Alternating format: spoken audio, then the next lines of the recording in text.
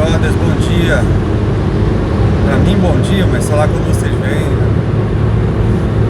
Galera, atendendo a pedidos, eu vou falar da continuação da maternidade. Segunda parte. Eu esqueci de falar uma coisa antes, na primeira, que logo quando sua esposa engravida, corra atrás de colocar o nome na lista de creches, na lista do governo. Existe um site para isso. Quando eu baixar esse vídeo, eu vou colocar aqui embaixo na descrição. Eu vou colocar o link direitinho. Esse site você coloca o nome do seu filho, mesmo que ele ainda não exista, mesmo que você não sabe nem se é menino ou menina, chuta e bota um nome. Por quê? Porque a lista é longa. Dependendo de onde você morar, é mais longa ainda. Então, isso é uma coisa que você já tem que fazer logo quando engravida. Bom, inclusive, assim, Montreal, por exemplo, que é uma cidade grande, é muito difícil você ter uma vaga. A gente foi ter... Porque aquele negócio que eu já expliquei na outra, da CPA, dos tipos de creches, né? Já tem um outro vídeo que eu expliquei sobre isso, eu não lembro qual. Acho que eu vou começar a numerar meus vídeos para poder dizer, número tal. Ou colocar na descrição, veja sobre isso no vídeo número tal. Mas eu falei sobre isso, sobre os tipos de creche. Então, quando a gente colocou o nome do nosso filho, né, o primeiro, quando a minha esposa estava grávida. E mesmo assim, ele nasceu, ela teve o tempo lá que ela podia ficar de licença maternidade, e mesmo assim não teve vaga pra gente. E olha que a gente está morando na cidade pequena, então a gente colocou ele num meio familiar, numa creche que é de meio familiar, que não é uma creche particular, mas também não é do governo, assim. Ela é subsidiada pelo governo, mas é na casa de uma pessoa. Então, por um lado, o problema é que, tipo assim, é numa casa de uma pessoa, o governo subsidia, o governo fiscaliza. Só que as crianças ficam todas no mesmo ambiente, então não tem não é uma coisa tipo escolinha. A CPA, que é a do governo, ela é uma escolinha. Você tem as salinhas para cada faixa etária. Você tem atividades, você tem o refeitório, as crianças vão pro refeitório comer, você tem o parquinho lá de fora. Então é uma coisa mais organizada. E isso é que demora a chegar, né? Mas assim, logo depois de um ano, acho que ele ficou 6 meses nessa creche, nessa meio familiar. Aí chamaram ele pra uma CPI lá perto de casa. Ótimo, beleza. Colocamos ele, e já minha esposa estava grávida da minha filha, da minha filha. E já colocamos o nome dela lá também. Mas tem uma coisa legal, que quando você já tem um filho na CPA, o seu outro filho passa a ser prioridade na lista, na fila. Então quando abre vaga no berçário, já chamam o seu filho, sua filha, né? Não, no caso minha filha. Saindo do hospital, o que acontece? A gente... Depois de uma semana, mas não, na mesma semana, eu não lembro se já marcou no hospital ou se ligam pra gente. Acho que ligam pra gente. Na mesma semana, já pra marcar um encontro em casa, vai uma enfermeira em casa do CLSC. O CLSC é tipo como se fosse uma clínica pública da cidade, ou do bairro, ou do arrondissement, dependendo de onde você estiver. Essa clínica, ela tem enfermeiras, é lá que você vai dar as vacinas dos seus filhos e tal. Dá pra fazer exame de sangue lá também. Mas uma enfermeira desse CLSC liga pra você, ela vai na sua casa e te dá umas orientações, vai lá tirar o peso da criança, vai tirar a medida da criança, pede pra mãe amamentar pra ver se tá fazendo direitinho. E é isso que acontece, assim. Uma coisa que eu não gostei é que a mulher é um pouco, não sei no nosso caso, né? A primeira vez, né? O nosso primeiro filho, aconteceu as duas vezes, o primeiro e na segunda também. Eu achei que a mulher é muito exagerada. Não vou dizer exagerada, vou dizer meio terrorista também. Dizendo que a criança não tá ganhando peso, que ela não tá mamando direito. Pô, a criança mamando toda hora, sabe? E a mulher dizendo isso. É porque ela não vai só uma vez, ela vai uma vez por semana durante um mês. Então ela fica meio que botando terror, sabe? Desculpa estar balançando, que eu tô andando aqui no meio da cidade, aqui numa área meio cheio de buraco aqui. Mas o que acontece? Ela fala, não tá ganhando peso, não sei o que, papapá. E você fica, pô, o meu primeiro filho, eu fiquei, caraca, o que tá acontecendo? Minha esposa começou a ficar triste, sabe? Ficar chorando. Eu acho isso meio exagerado, assim, tipo, pô, a mãe acaba perdendo o próprio leite, né? De tanto. Não pode ficar estressada. E aí ela fala, não, você tem que comprar fórmula. Acho que ela ganha dinheiro com fórmula, vendendo fórmula. Tem que ir na farmácia comprar fórmula, não sei o que. Eu saí correndo, peguei a bicicleta, saí correndo, fui lá comprar fórmula. Na segunda, já na minha filha, quando a mulher começou com essa história, não, tem que comprar fórmula, eu falei, tá, já tá comprado. Tá na geladeira. É a mesma fórmula do meu filho, nunca dei fórmula pra eles, pô. Então, nessas coisas assim, a gente tem que dosar. Ela ir na nossa casa e tirar medida, não sei o que, é uma coisa legal. Porque eles têm um papel que é tipo um gráfico. Então eles ficam vendo se a criança tá dentro do mínimo e do máximo, né? Entre peso, é um cálculo entre peso e altura e tal. Ele tem tipo assim, como se fosse um gráfico, né? Altura e peso, aí vai crescendo, então conforme a criança vai depende da idade da criança também, conforme os dias vão passando, ela tem que estar dentro de um peso, de uma altura. E isso eu acho legal. Agora esse desespero todo, e essas orientações também de como mamar e tal, eu acho legal, mas esse terrorismo todo eu não achei muito legal não. Sobre a licença maternidade, aqui tem vários planos assim, de licença. Você pode tirar até 1 ano a mulher, e o homem, se não me engano, são 3 meses. Mas isso tudo é negociável, assim, tipo, a mulher pode ceder uma parte desse ano para o homem, os dois tirarem 6 meses, vamos dizer assim. Por exemplo, você até um certo limite de meses, que eu não lembro qual é, você ganha 75% do teu salário do governo. O governo te paga 75% até um certo tempo.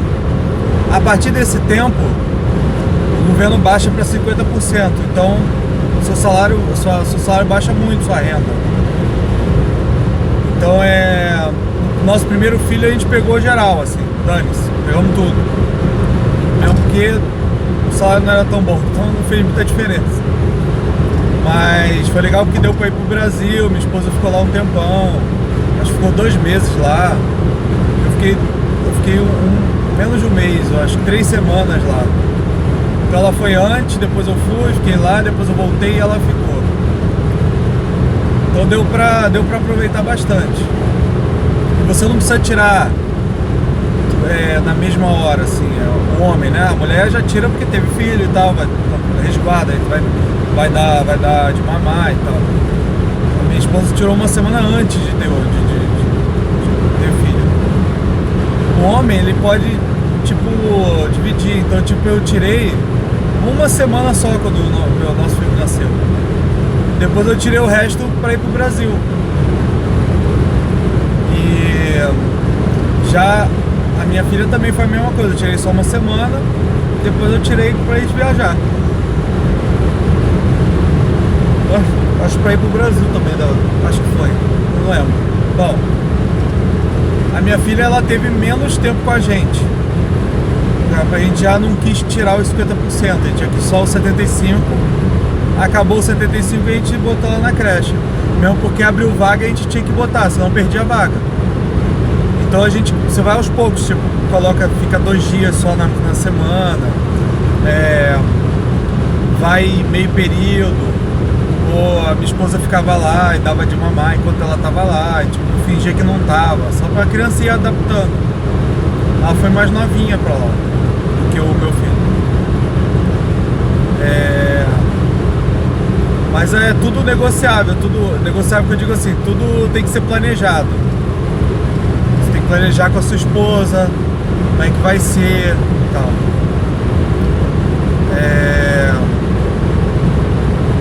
Então esse tem essa parada. Uma coisa que pega depois é o seguinte: a tabela de cálculo do imposto de renda, nesses casos, ou em caso de você vai fazer uma cirurgia e você fica um tempo em casa e tal, o governo vai te pagar, é uma outra tabela de cálculo.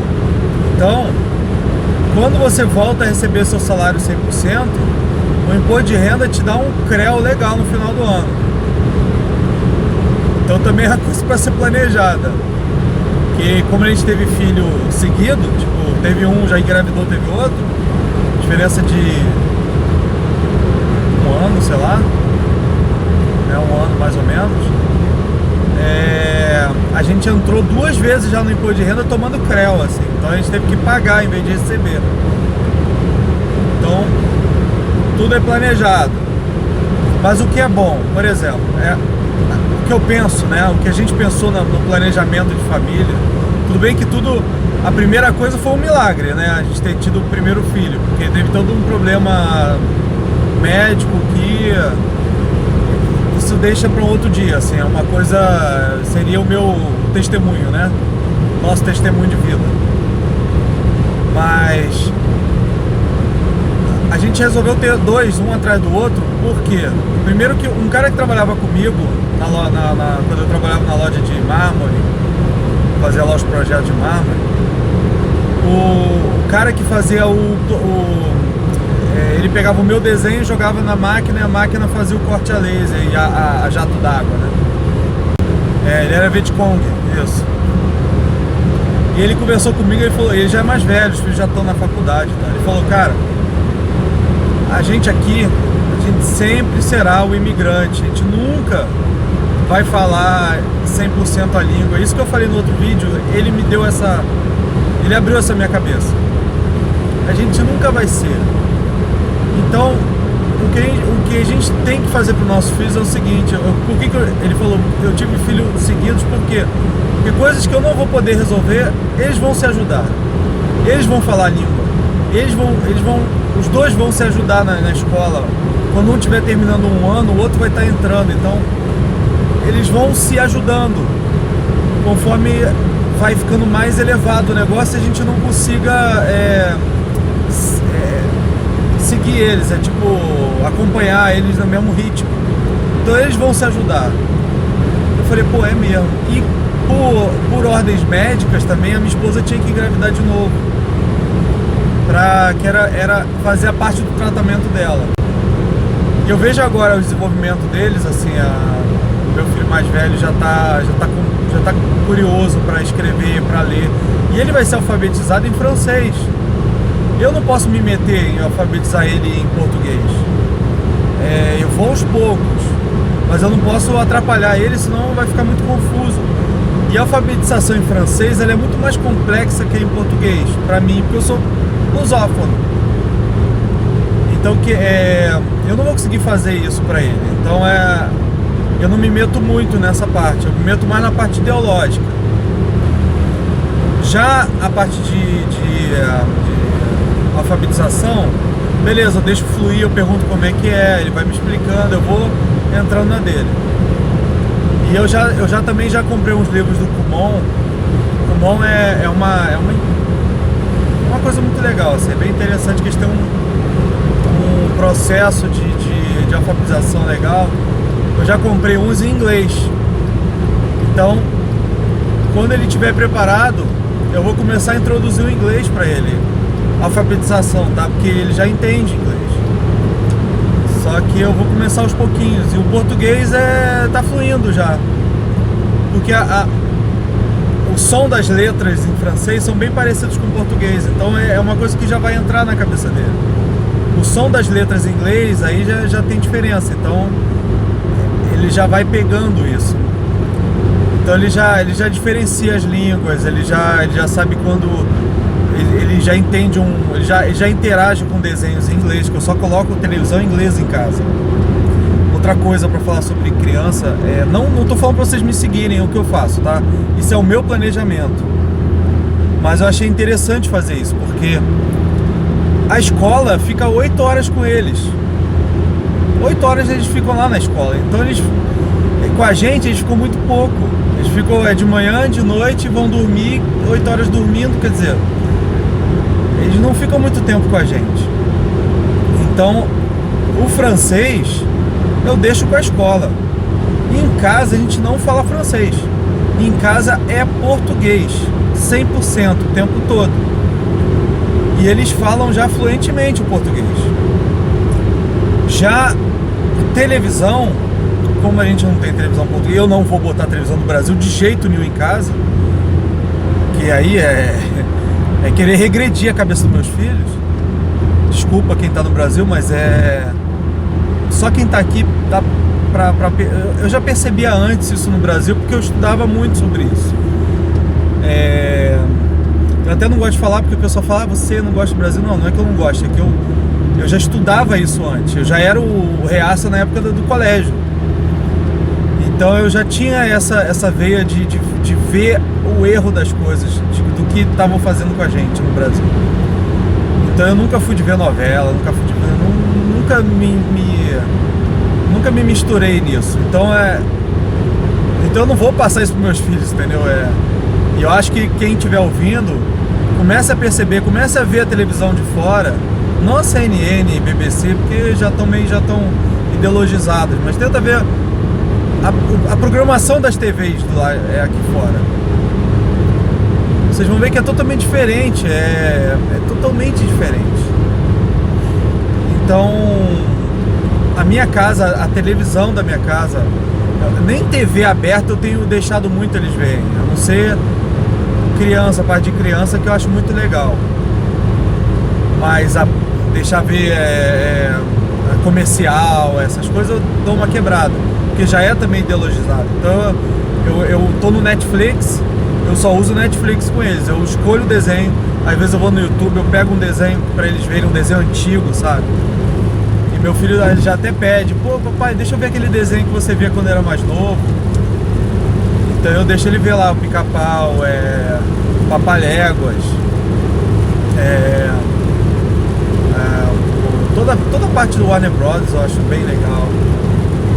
Então, voltando assim, em casa a televisão é inglês. E a igreja que a gente vai é inglês também. A gente vai no anglófono. Então eles têm contato com o inglês de maneira interativa, assim. Televisão e igreja, eles falam com crianças que falam inglês. E na escola eles já tem o francês, então não tem que falar francês fora da escola. Já tem 8 horas lá de francês. Então isso a fluência de francês deles é enorme. Então, tipo assim, o que eu falo para as pessoas se você tá vindo pra cá, não perde muita grana com o inglês e com o francês. Assim, no básico. Não vai botar seu filho numa mega cultura inglesa. Bota num baratinho pra ele aprender o básico. Aprender a pedir comida, aprender o básico. Bom dia, boa tarde, boa noite, né? Aquela coisa do The Books on the Table. Se ele aprender isso, não gasta muito dinheiro no Brasil com isso, se você estiver vindo pra cá. Porque é aqui que ele vai aprender, no dia a dia. Então é imersão. Então o valor que você está gastando com uma cultura inglesa, cara pra caramba, você vai estar usando aqui na imigração e seu filho vai estar aprendendo já tudo. E muito melhor e muito mais imersivo do que uma cultura inglesa que vai ensinar errado, sei lá.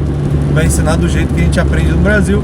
Aí vai chegar que nem eu aqui, pedindo rubber pro meu chefe, e rubber aqui é camisinha, não é borracha. Entendeu? Então tem que ser, eu diria assim, a gente tem que saber muito inglês e francês para chegar aqui e entrar pro mercado de trabalho. Mas assim, também não é, você não vai chegar, não adianta estudar pra caramba no Brasil, você não vai ser nativo. E nem eu que tô aqui há 7 anos sou nativo. Mas as crianças vão ser. Porque ó, musculatura da garganta, das cordas vocais vão estar sendo construídas com 3 línguas ao mesmo tempo. Então quando eles tiverem que aprender outras línguas, vai ser muito fácil para eles. Enquanto no Brasil a gente só aprende uma e a gente vai ficar sempre com esse sotaque pro resto da vida. Porque o nosso músculo não vai mudar. A gente já tá velho. Então façam isso assim. Se vocês estão no Brasil também, bota a TV americana. Pô, é tão fácil hoje em dia ter isso. Vai na internet, pega o Netflix, aquele TED, que eu acho meio ideologizado, mas tem muita coisa boa pra ver. Em inglês, às vezes tem legenda, então vocês deixem eles ouvirem inglês. Bota eles pra ouvirem inglês. Bota eles pra ouvirem também o francês, no caso. Como eu falei aqui, quando quem chega aqui, eu já falei isso, a escola, ela tem uma classe para imigrantes. Assim, tem uma classe que vai ser escola normalmente, mas já vai desenvolver a criança já para o francês. Então é a classe de accueil, que eles dizem, que é a classe de acolhimento. Então a criança vai se sentir bem, porque tem vários imigrantes, ninguém lá está no nível maior que ela. E em 1 ano ou menos, a criança já tá nativa aqui. E vai dar banho no pessoal daqui, porque a gente tem essa veia. A gente só não é o que eu falo do Brasil. O brasileiro, esse negócio, o pior do Brasil é o brasileiro. Eu falava muito isso. Hoje eu falo, o brasileiro, ele tá sendo mal orientado, propositalmente. Porque se ele pega uma linha de estudo perfeita, que nem aqui, ele dá banho em todo mundo. Os filhos dos brasileiros aqui arrebentam na escola. Se o Brasil fosse assim, eu já falei, o Brasil seria o melhor país do mundo. Porque é o melhor país do mundo. Porque tem tudo, não tem inverno, não tem nenhum problema, que nem aqui. Não tem nenhum problema assim natural, é tudo perfeito. Deus fez perfeito aquilo lá. Só que propositalmente fazem a gente virar robôs, fazem a gente virar militonto, entendeu? Fica todo mundo militonto. Você fala um negócio, ai, você tá falando mal, já todo mundo fica chorando, sabe? Fica a gente foi orientado a ser vítima, sabe? A gente se vitima de tudo ai, sabe? Tipo aquela hiena lá do desenho, odiosa, sabe? Eu sou sempre o azarado, nada acontece bem comigo. Se um cara te dá um fora, ai meu Deus, o cara me deu um fora, minha vida acabou, vou me matar. Então a gente virou muito, é o que eu já falei de outros vídeos, né? Que a gente virou filhote de Shakespeare. A gente tem que ser mais duro com essas coisas. Aqui as crianças estão arrebentando. Por quê? Porque tem uma linha de raciocínio, tem uma linha de estudo, tem uma linha de educação perfeita.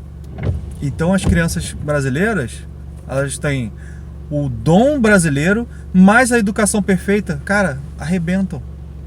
E isso seria ótimo se no Brasil a gente fosse assim, porque seria o melhor país do mundo, porque a gente tem a melhor terra para agricultura, clima perfeito para agricultura ano todo. Aqui é só 4 meses e os caras fazem.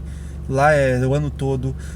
A gente tem todo tipo de minério, todo tipo de recurso natural. A gente tem pecuária. Cara, a gente tem tudo para dar certo. E um povo que é perfeito.